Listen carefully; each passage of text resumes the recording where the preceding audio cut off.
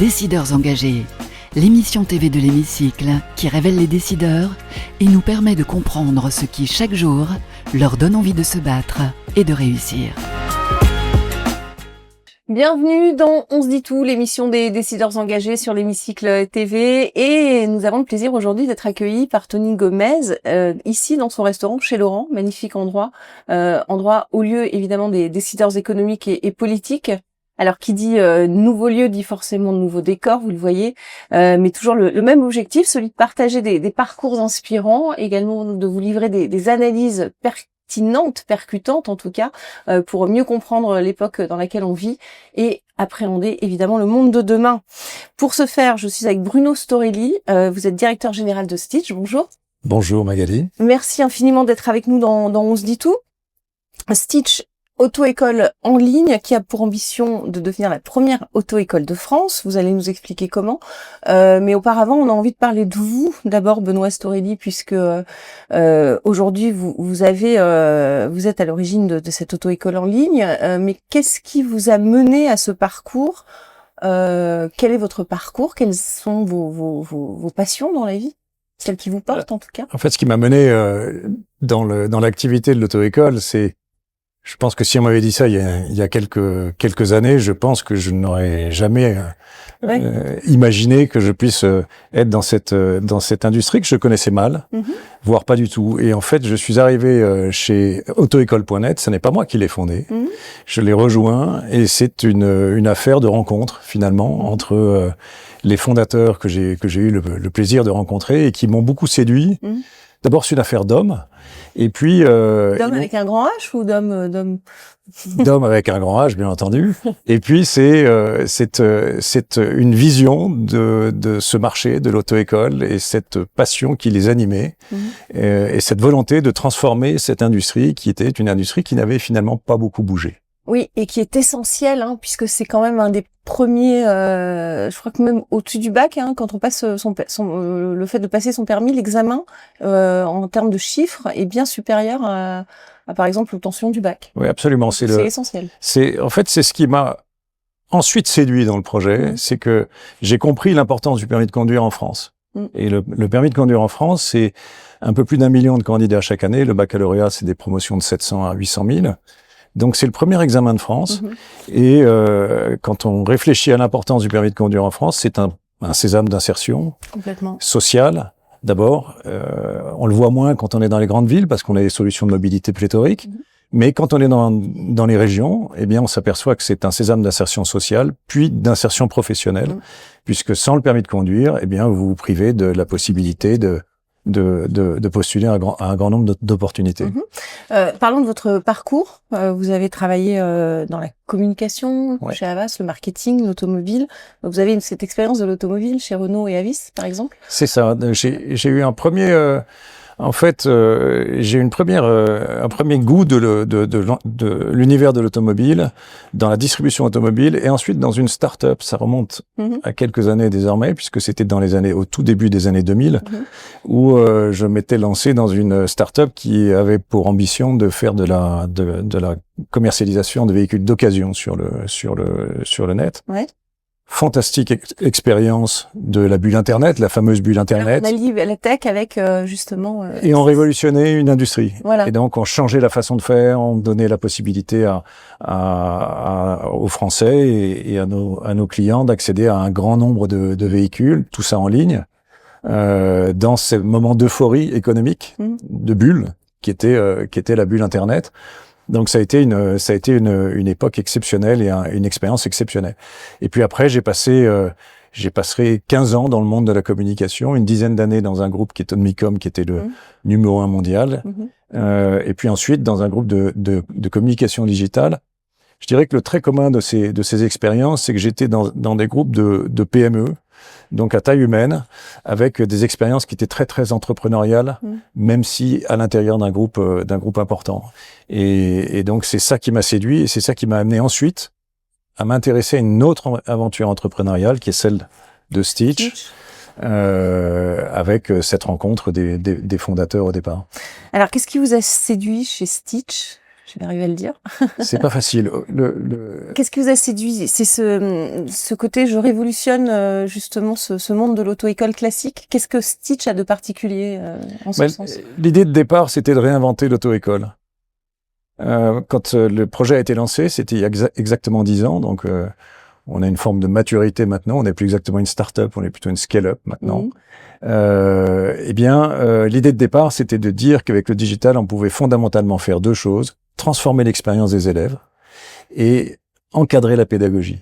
Transformer l'expérience des élèves, ça veut dire quoi concrètement? Ça veut dire qu'on permet à nos élèves de faire beaucoup de choses qui, dans les auto-écoles traditionnelles, se font dans une agence. Donc, il faut se déplacer physiquement, dépendre de l'agence, des horaires de l'agence, alors qu'on leur permet de faire les inscriptions, les formalités administratives, les plannings, et accéder à une plateforme d'e-learning qui a été faite complètement depuis le départ par l'équipe de Stitch, qui est un modèle d'e-learning et qui est aujourd'hui la plateforme la plus utilisée en France pour passer le code. Il y a entre 700 et 800 000 downloads de notre app pour passer le code. Ce qui veut dire aussi un prix moins cher, parce que c'est un problème aussi pour ces jeunes qui passent. Il y a évidemment toutes les tranches d'âge qui passent le permis de conduire, mais principalement les jeunes. L'accession au permis de conduire est quand même quelque chose de lourd pour eux financièrement. Est-ce que Stitch aussi là-dessus a réussi à réduire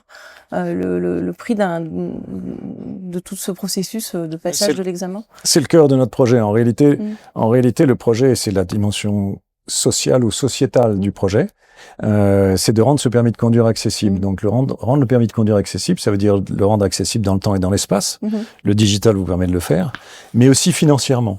Et ça, c'est le digital qui nous permet de faire ça, parce que toute la partie théorique de la pratique, eh bien, on l'a digitalisé et on permet à nos élèves de le réviser chez eux, dans les transports, donc en temps masqué quelque part. Tous les gestes que l'examinateur, que le professeur vous inculque dans un véhicule, par exemple, vous on le fait en avance. Vous le mettez déjà en ligne. C'est en ligne, c'est digitalisé.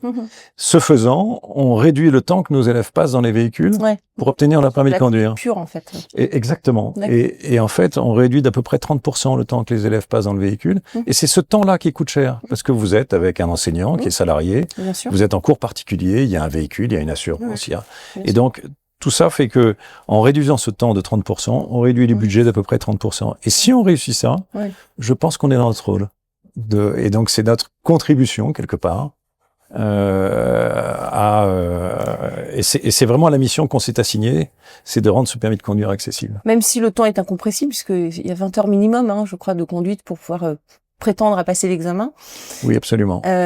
C'est une contrainte, j'imagine. Voilà. Quel est le ratio, par exemple, chez Stitch, en termes d'heures de conduite pure, par rapport à une auto-école classique? Les auto-écoles classiques disent, et ça sort d'études de l'UFC Que Choisir, qu'il faut à peu près 35 heures pour passer son permis de conduire quand on le réussit du premier coup. Oui, d'accord. Nous, c'est un peu moins de 25 heures. Dans les véhicules. Donc 10 heures, c'est pas Donc c'est à peu près 30% du temps.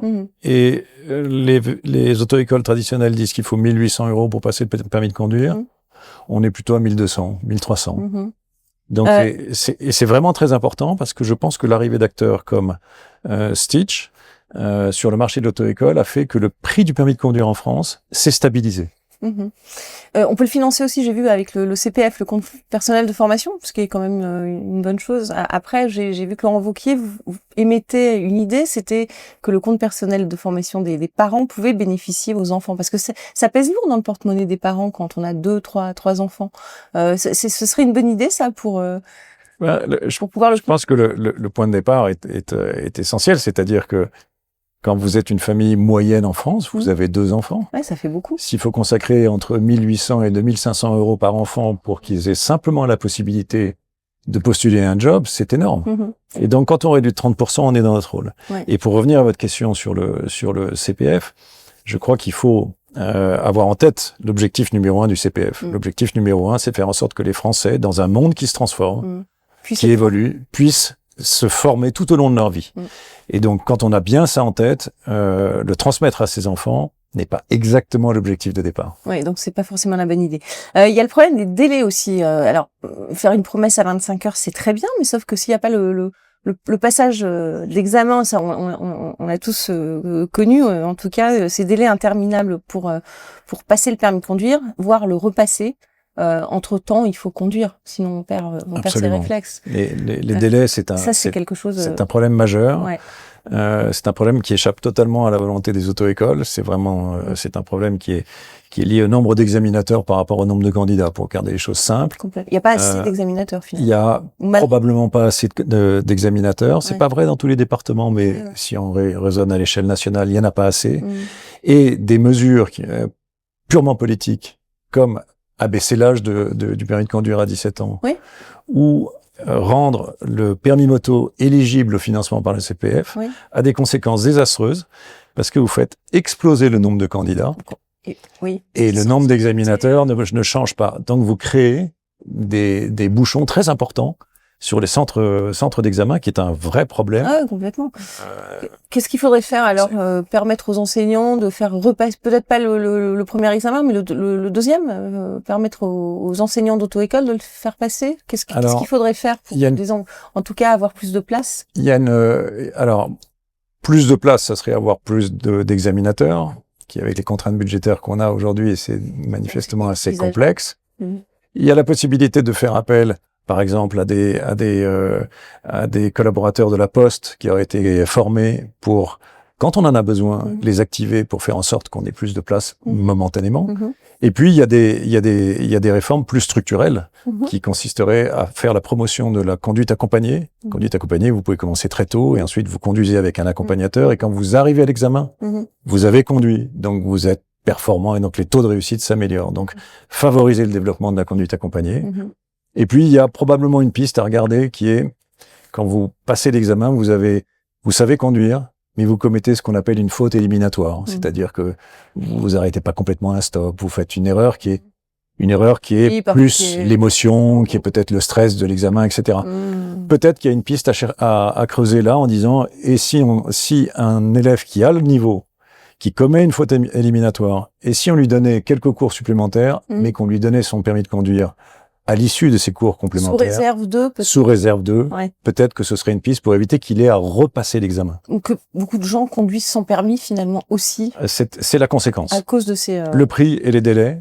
La conséquence de ça, c'est que évidemment il y a des jeunes qui conduisent sans permis. Passer moins de temps dans un véhicule, ça veut dire aussi être moins polluant aussi finalement. Ah oui, il y a une vertu environnementale indéniable. Oui, absolument. On passe son permis sur des véhicules électriques aujourd'hui, ou c'est quoi la politique en matière de respect de l'environnement justement?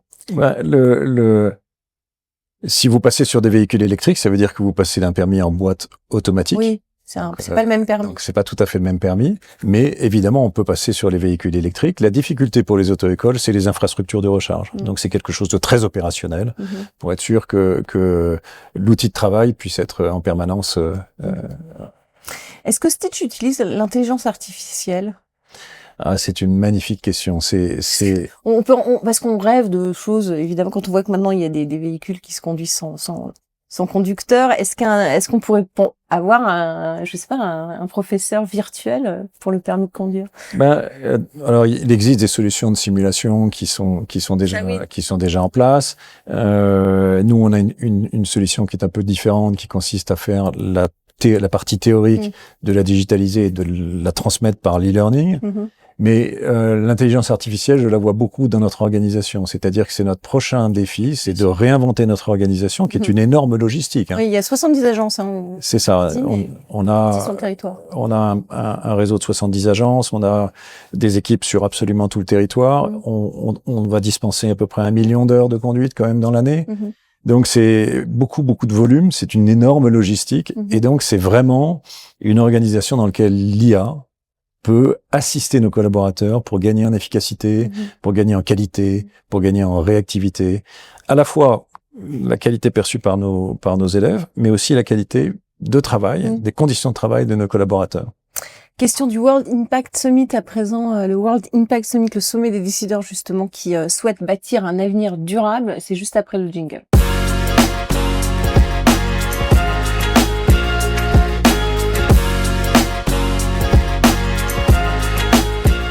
La question du World Impact Summit pour vous, Benoît Storedi, c'est celle-ci à l'heure du purpose washing. Comment donner du sens et des preuves de vos engagements en matière de responsabilité sociétale et environnementale? Ben en fait, au départ, quand je me suis intéressé à ce projet, j'avais un prisme qui était la capacité de monter un leader dans cette industrie.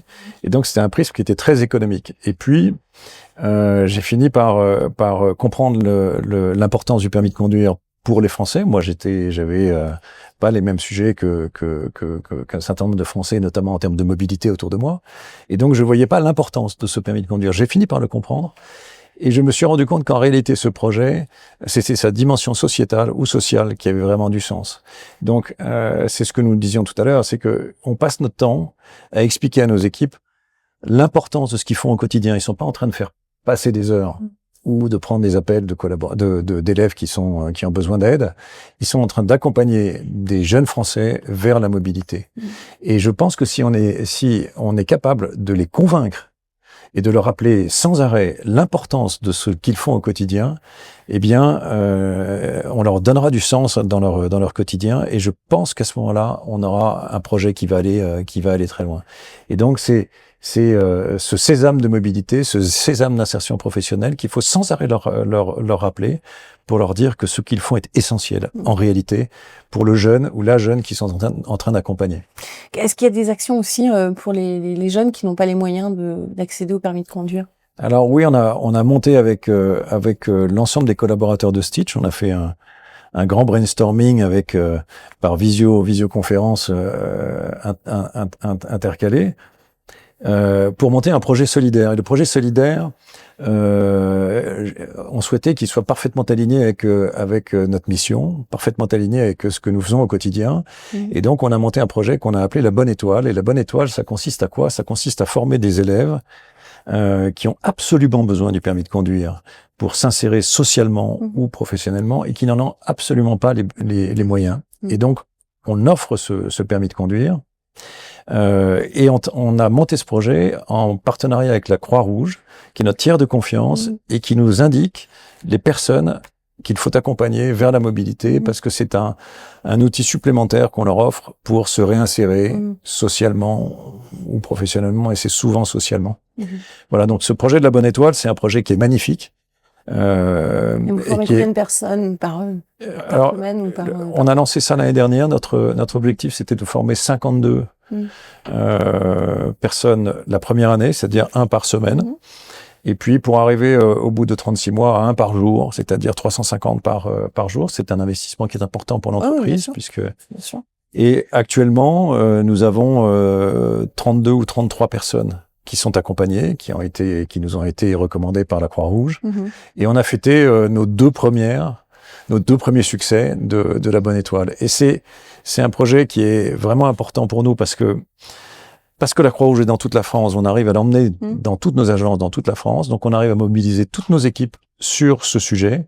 Et on fait appel à candidature régulièrement en interne pour savoir qui est volontaire pour prendre une Bonne Étoile.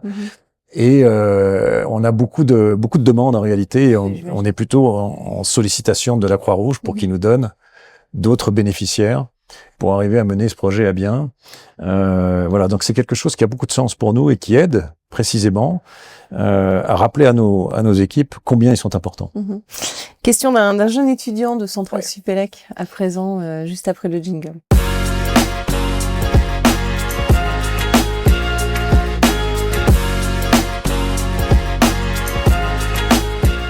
La question de Centrale Supélec. Alors, on en a parlé, comment redonner du sens, justement, ou donner du sens au quotidien, tout simplement, à vos collaborateurs. Alors, il y a évidemment leur rappeler l'importance de ce qu'ils font au quotidien. Et puis, il y a un gros travail sur l'organisation de l'entreprise. On est une entreprise éclatée, puisqu'on est sur tout le territoire national. On a une centaine d'équipes à peu près, avec un responsable qui sont dans toutes les plus grandes villes de France. Et notre ambition, c'est de doubler, c'est de tripler pour devenir la première école de France. Donc, on va avoir un sujet qui est cette organisation sur tout le territoire national. Et le pari que nous faisons, c'est d'avoir une organisation qui soit extrêmement horizontale, surtout pas verticale. C'est-à-dire qu'on ne veut surtout pas empiler de la hiérarchie dans l'organisation, et on veut laisser dans chacune des équipes une personne, un homme, une femme qui va être responsable de l'équipe et à qui on va laisser la plus grande autonomie, la plus grande liberté, la plus grande responsabilité pour organiser les opérations à sa main et pour faire en sorte que localement, son organisation convienne à son équipe en partant d'un principe simple, c'est que plus on va les responsabiliser, plus ils vont s'engager dans leur quotidien, plus ils vont y trouver du sens, plus eux-mêmes vont être bien dans leur travail au quotidien, plus ils vont manager facilement leurs équipes, plus ils vont trouver des équilibres localement qui sera pas le même à Lisieux qu'à Lyon ou à Bordeaux. Et plus le responsable d'équipe et les équipes seront bien dans ce quotidien, eh bien plus l'expérience de nos élèves sera réussie. Et à ce moment-là, on rentre dans quelque chose qui est extrêmement vertueux, c'est que les élèves deviennent nos ambassadeurs, bien entendu. Ils en parlent. Ouais, ils ont 18 ans, c'est le réseau. Bon, ça marche souvent par recommandation, d'ailleurs. Recommandation. Et donc, à ce moment-là, ça se développe tout seul. Et donc, c'est ça notre grand défi, c'est d'arriver à faire en sorte que cette organisation qui est complexe, parce qu'elle est très éclatée, eh bien, arrive à rester très horizontale.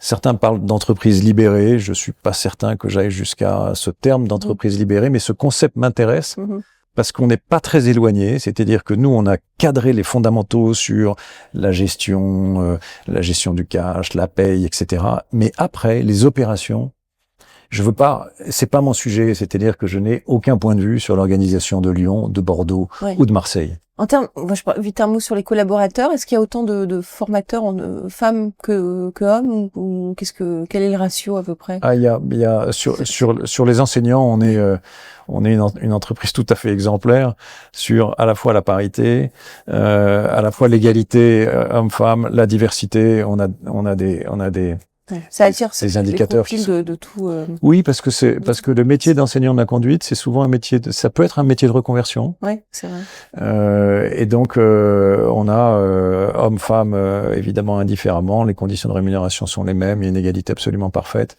Donc voilà, et vraiment le secret de cette organisation, et c'est là où c'est intéressant, c'est de voir comment on peut maintenir à grande échelle cette organisation très horizontale et qui soit presque libérée.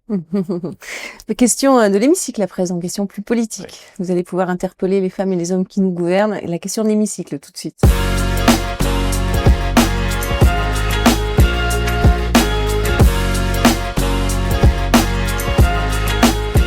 La question de l'hémicycle, qu'est-ce que vous avez envie de leur dire à ces femmes et ces hommes qui nous gouvernent, comme si vous étiez à l'Assemblée nationale? Vous avez 1 à 2 minutes, face caméra, c'est à vous. Eh bien, en fait, ce qu'on a envie de leur dire, c'est que quand on est une jeune entreprise, scale-up, on a le privilège de faire partie du FT 120 aujourd'hui.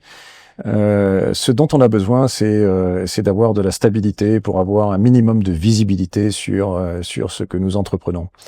Dans le monde de l'auto-école, ça fait 10 ans que Stitch existe. On a dû avoir une dizaine de réformes qui sont venues impacter plus ou moins lourdement notre métier. Le dernier exemple, il y a eu 2 exemples que je peux prendre récemment, qui est la décision d'abaisser l'âge du permis de conduire à 17 ans, d'une part, et puis l'éligibilité de la moto au financement via le CPF.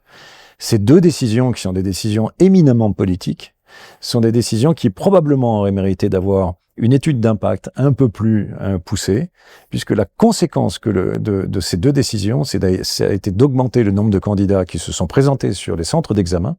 Et aujourd'hui, la capacité d'accueil sur les centres d'examen n'est pas suffisante. Et donc, toute l'industrie souffre. Les examinateurs, bien entendu, parce qu'ils sont très sous pression. Les auto-écoles, parce qu'on leur reproche les délais pour obtenir les places d'examen.